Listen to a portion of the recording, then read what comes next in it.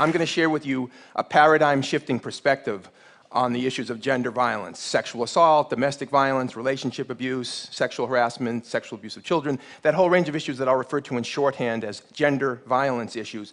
They've been seen as women's issues that some good men help out with. But I have a problem with that frame, and I don't accept it. I don't see these as women's issues that some good men help out with. In fact, I'm going to argue that these are men's issues, first and foremost. Now, obviously, they're also women's issues, so I appreciate that. But calling gender violence a women's issue is part of the problem for a number of reasons. The first is that it gives men an excuse not to pay attention. Right? A lot of men hear the term women's issues and we tend to tune it out and we think, hey, I'm a guy, that's for the girls or that's for the women. And a lot of men literally don't get beyond the first sentence as a result. It's almost like a chip in our brain is activated and the neural pathways take our attention in a different direction when we hear the term women's issues. This is also true, by the way, of the word gender, because a lot of people hear the word gender and they think it means women. So they think that gender issues is synonymous with women's issues. There's some confusion about the term gender. And actually, let me illustrate that confusion by way of analogy. So let's talk for a moment about race. In the US, when we hear the word race, a lot of people think that means African American, Latino, Asian American, Native American, South Asian, Pacific Islander, on and on. A lot of people, when they hear the word sexual orientation, think it means gay, lesbian, bisexual. And a lot of people, when they hear the word gender, think it means women. In each case, the dominant group doesn't get paid attention to. Right? As if white people don't have some sort of racial identity or belong to some racial category or construct.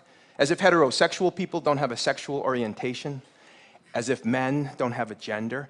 This is one of the ways that dominant systems maintain and reproduce themselves, which is to say the dominant group is rarely challenged to even think about its dominance, because that's one of the key characteristics of power and privilege, the ability to go unexamined, lacking introspection, and in fact being rendered invisible in large measure in the discourse about issues that are primarily about us. And this is amazing how this works in domestic and sexual violence, how men have been largely erased from so much of the conversation about a subject that is centrally about men.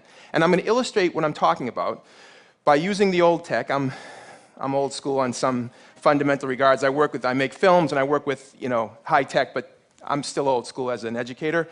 And I want to share with you this exercise that illustrates on the sentence structure level how the way that we think, literally the way that we use language, conspires to keep our attention off of men. This is about domestic violence in particular, but you can plug in other analogs. This comes from the work of the feminist linguist Julia Penelope. It starts with a very basic English sentence. John beat Mary. That's a good English sentence. John is the subject, beat is the verb, Mary is the object. Good sentence. Now we're going to move to the second sentence, which says the same thing in the passive voice. Mary was beaten by John, and now a whole lot has happened in one sentence. We've gone from John beat Mary to Mary was beaten by John. We've shifted our focus in one sentence from John to Mary. And you can see John is very close to the end of the sentence, well, close to dropping off the map of our psychic plane. The third sentence, John is dropped, and we have Mary was beaten, and now it's all about Mary. We're not even thinking about John, it's totally focused on Mary. Over the past generation, the term we've used synonymous with beaten is battered, so we have Mary was battered. And the final sentence in this sequence, flowing from the others, is Mary is a battered woman. So now Mary's very identity, Mary is a battered woman, is what was done to her by John in the first instance. But we've demonstrated that John has long ago left the conversation. Now, those of us who work in domestic and sexual violence field know that victim blaming is pervasive in this realm, which is to say blaming the person to whom something was done rather than the person who did it. And we say things like, why do these women go out with these men? Why are they attracted to these men? Why do they keep going back? What was she wearing at that party? What a stupid thing to do. Why was she drinking with that group of guys in that hotel room? This is victim blaming. And there are numerous reasons for it, but one of them is that our whole cognitive structure is set up to blame victims. This is all unconscious. Our whole cognitive structure is set up to ask questions about women and women's choices and what they're doing, thinking, and wearing. And I'm not going to shout down people who ask questions about women. Okay, it's a legitimate thing to ask. But let's be clear, asking questions about Mary is not going to get us anywhere in terms of preventing violence. We have to ask a different set of questions. And you can see where I'm going with this, right? The questions are, not about Mary, they're about John. The questions include things like, why does John beat Mary? Why is domestic violence still a big problem in the United States and all over the world? What's going on? Why do so many men abuse physically, emotionally, and verbally, and other ways, the women and girls and the men and boys that they claim to love? What's going on with men? Why do so many adult men sexually abuse little girls and little boys? Why is that a common problem in our society and all over the world today? Why? Why do we hear over and over again about new scandals erupting in major institutions like the Catholic Church or the Penn State football program or the Boy Scouts of America, on and on and on, and then local communities all over the country and all the world, right? We hear about it all the time. Sexual abuse of children. What's going on with men? Why do so many men rape women in our society and around the world? Why do so many men rape other men? What is going on with men? And then what is the role of the various institutions in our society that are helping to produce abusive men at pandemic rates? Because this isn't about individual perpetrators. That's a naive way to understanding what is a much deeper and more systematic social problem. You know, the perpetrators aren't these, monsters who crawl out of the swamp and come into town and do their nasty business and then retreat into the darkness. That's a very naive notion, right? Perpetrators are much more normal than that and everyday than that. So the question is, what are we doing here in our society and in the world? What are the roles of the various institutions in helping to produce abusive men? What's the role of religious belief systems, the sports culture, the pornography culture, the family structure, economics and how that intersects, and race and ethnicity and how that intersects? How does all this work? And then once we start making those kind of connections and asking those important and big questions, then we can talk about how can we be transformative? In other words, how can we do something differently? How can we change the practices? How can we change the socialization of boys and the definitions of manhood that lead to these current outcomes? These are the kind of questions that we need to be asking and the kind of work that we need to be doing, but if we're endlessly focused on what women are doing and thinking in relationships or elsewhere, we're not going to get to that piece. Now, I understand that a lot of women who have been trying to speak out about these issues today and yesterday and for years and years often get shouted down for their efforts. They get called nasty names like male basher and man hater and the disgusting and offensive feminazi, right? And you know what all this is about? It's called kill the messenger. It's because the women who are standing up and speaking out for themselves and for other women, as well as for men and boys, it's a statement to them to sit down and shut up. Keep the current system in place because we don't like it when people rock the boat. We don't like it when people challenge our power. You better sit down and shut up, basically. And thank goodness that women haven't done that. Thank goodness that we live in a world where there's so much women's leadership that can counteract that. But one of the powerful roles that men can play in this work is that we can say some things that sometimes women can't say, or better yet, we can be heard saying some things that women often can't be heard saying. Now, I appreciate that that's a problem, it's sexism, but it's the truth. And so one of the things that I say to men, and my colleagues and I always say this, is we need more men who have the courage and the strength to start standing up and saying some of this stuff. And standing with women, not against them, pretending that somehow this is a battle between the sexes and other kinds of nonsense. We live in the world together. And by the way, one of the things that really bothers me about some of the rhetoric that against feminists and others who have built the battered women's and rape crisis movements around the world is that somehow, like I said, that they're anti-male. What about all the boys who are profoundly affected in a negative way by what some adult man is doing against their mother, themselves, their sisters? What about all those boys? What about all the young men and boys who have been traumatized by adult men's violence? You know what? The same system that produces men who abuse women produces men who abuse other men. And if we want to talk about male victims, let's talk about male victims. Most male victims of violence are the victims of other men's violence.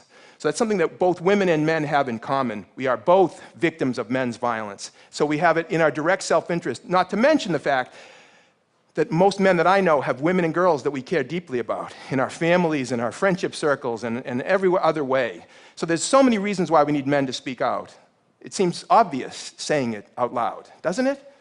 Now, the nature of the work that I do and my colleagues do in the sports culture, in the US military, in schools, we pioneered this approach called the bystander approach to gender violence prevention. And I just want to give you the highlights of the bystander approach because it's a big sort of thematic shift, although there's lots of particulars. But the heart of it is, instead of seeing men as perpetrators, and women as victims, or women as perpetrators, men as victims, or any combination in there. I'm using the gender binary. I know there's more than men and women. There's more than male and female.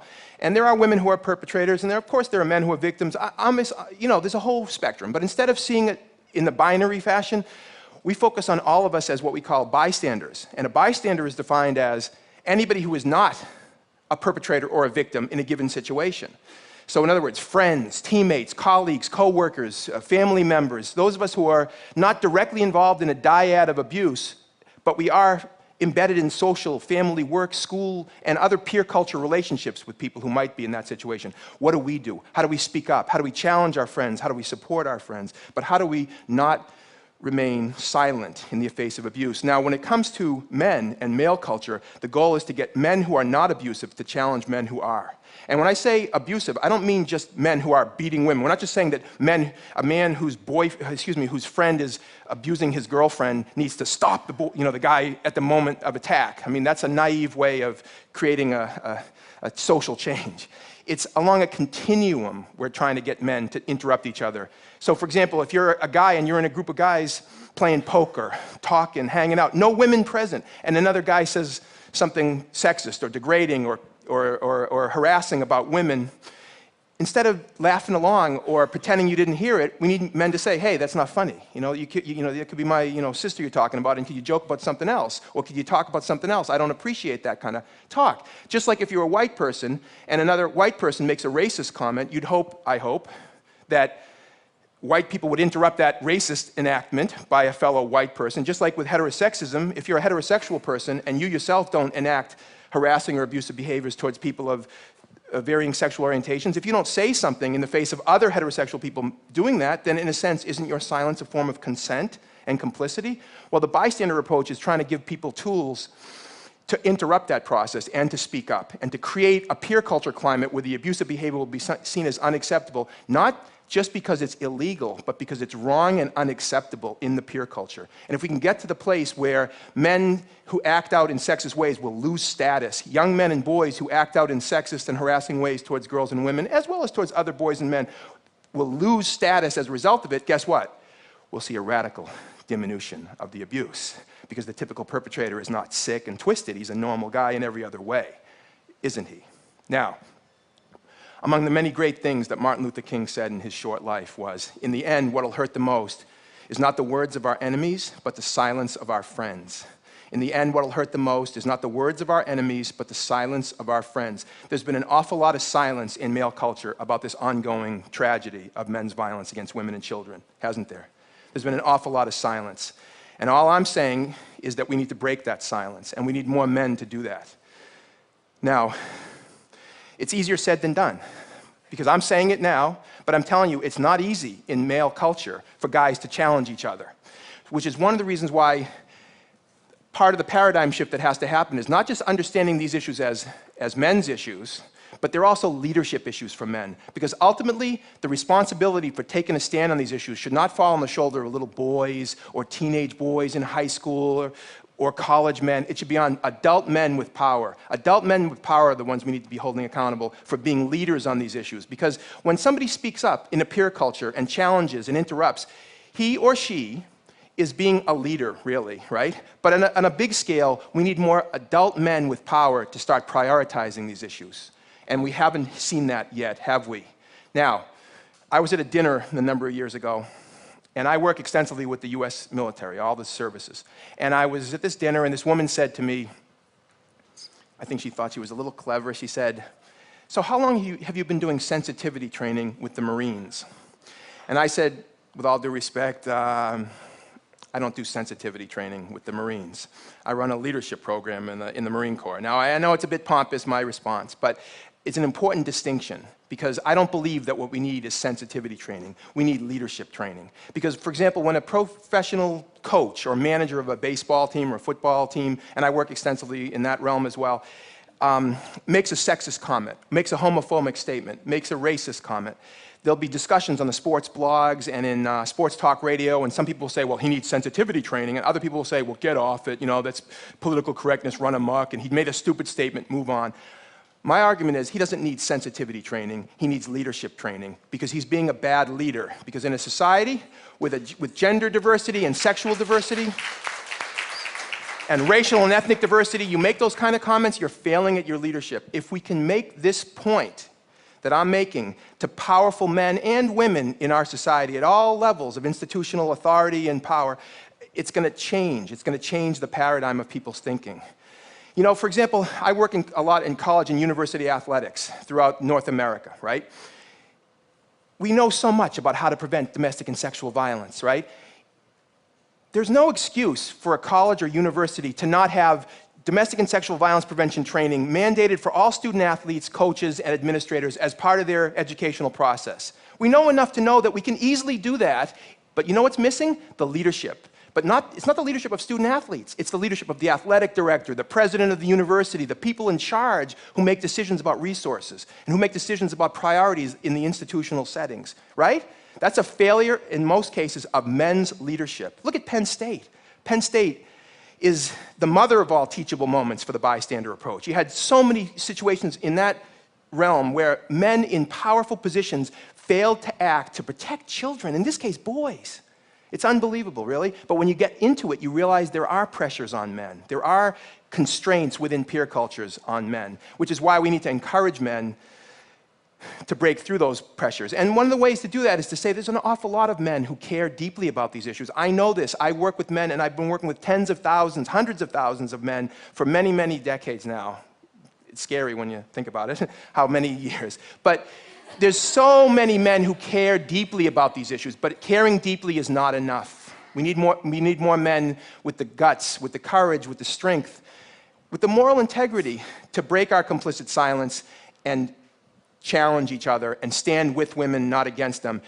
By the way, we owe it to women, there's no question about it, but we also owe it to our sons. We also owe it to young men who are growing up all over the world in situations where they didn't make the choice to be a man in a culture that tells them that manhood is a certain way. They didn't make the choice. We that have a choice have an opportunity and a responsibility to them as well. I hope that going forward, men and women working together can begin the change and the transformation that will happen so that future generations won't have the level of tragedy that we deal with on a daily basis. I know we can do it. We can do better. Thank you very much.